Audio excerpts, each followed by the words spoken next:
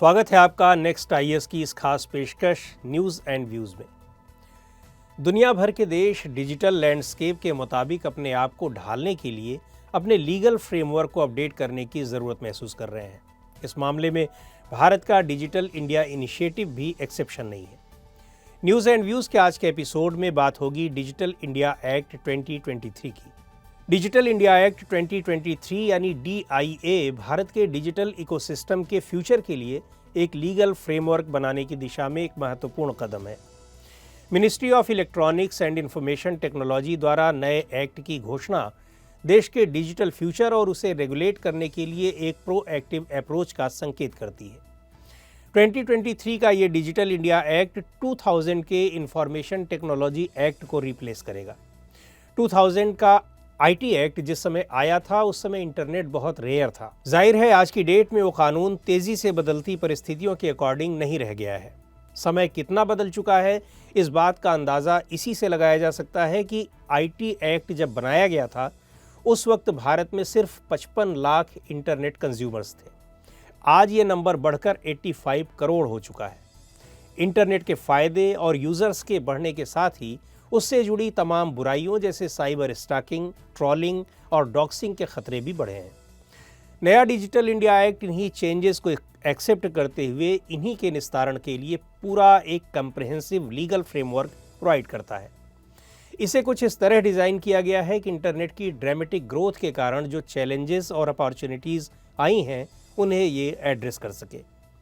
इस नए कानून को भारत के रेगुलेटरी लैंडस्केप में 21st सेंचुरी की डिजिटल रिवॉल्यूशन के साथ कदम ताल करने की एक कोशिश के रूप में भी देखना चाहिए।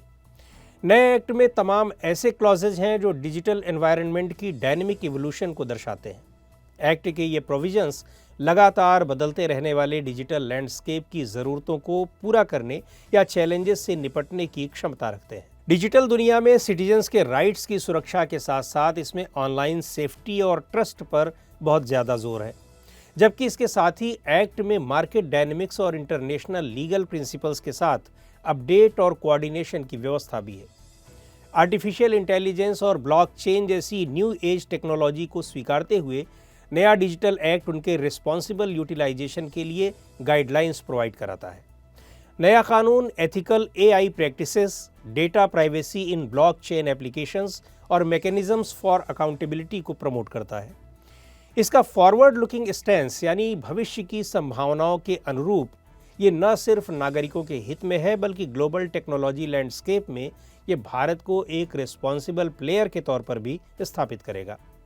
ये ओपन इंटरनेट के कॉन्सेप्ट को और मजबूत करता है, साथ ही ये एक्सेसिबिलिटी और नेसेसरी रेगुलेशंस के बीच भी बैलेंस बनाता है ताकि यूज़र्स को प्रोटेक्शन मिले और ऑर्डर मेंटेन किया जा सके। नया कानून क्रिमिनल लॉ सैंक्शंस के साथ वेरिएबल डिवाइसेस के लिए नो योर कस्टमर यानी KYC को मजबूत करता है।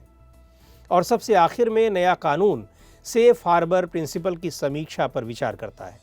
आज के समय में यही safe harbour principle online platforms को अकाउंटेबिलिटी से बचाता है। इस तरह इसमें ऑनलाइन अकाउंटेबिलिटी स्टैंडर्ड्स के मामले में पोटेंशियल शिफ्ट दिखाई देता है। प्रस्तावित कानून के ये प्रोविजंस बताते हैं कि डिजिटल एज की कॉम्प्लेक्सिटीज से निपटने के लिए उसके क्या कमिटमेंट्स हैं। हालांकि डिजिटल इंडिया एक्ट का इंट्रोडक्शन अपने आप में ही डिजिटल एज से जुड़े चैलेंजेस से निपटने की दिशा में एक अहम कदम है, फिर भी कुछ ऐसी चीज़ें हैं जिनका क्रिटिकल इवेल्युएशन ज़रूरी है।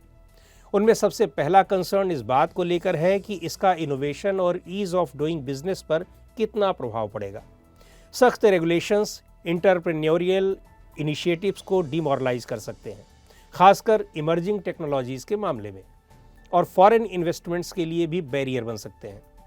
साथ ही सेफ हार्बर प्रिंसिपल की समीक्षा इन प्लेटफॉर्म्स को कुछ ज़्यादा ही सावधान रहने को मजबूर कर सकती है, जो आखिरकार फ्रीडम ऑफ एक्सप्रेशन को प्रभावित करने वाली हो सकती है।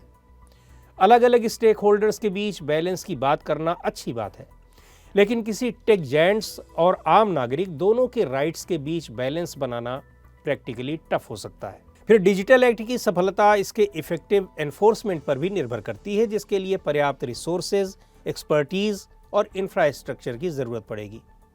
बहरहाल कुल मिलाकर देखा जाए तो DIA एक प्रोग्रेसिव मूव है। इसका इम्प्लीमेंटेशन और इसके पोटेंशियल रिपरकशंस किसी अनचाही घटना से बचने के लिए विजिलेंट मॉनिटरिंग एंड एडेप्टेबिलिटी को लागू करने वाले हैं। भारत के लिए एक सिक्योर, अकाउंटेबल और इनोवेटिव डिजिटल फ्यूचर के लिए ये प्रपोज्ड लॉ एक अहम कदम है। बदलाव के इस दौर में ये कानून रेगुलेशन की फॉरवर्ड लुकिंग अप्रोच के साथ आता है और इसमें यह क्षमता है कि आने वाली जनरेशन के लिए ये देश के डिजिटल लैंडस्केप को शेप दे सके। तो आज की इस एपिसोड में इतना ही। अगले एपिसोड में फिर मिलेंगे एक नए टॉपिक के साथ। आपको ये प्रोग्राम कैसा लगा कमेंट करके हमें ज़रूर बताएं। आप अपने सुझाव भी हमें भेज सकते हैं।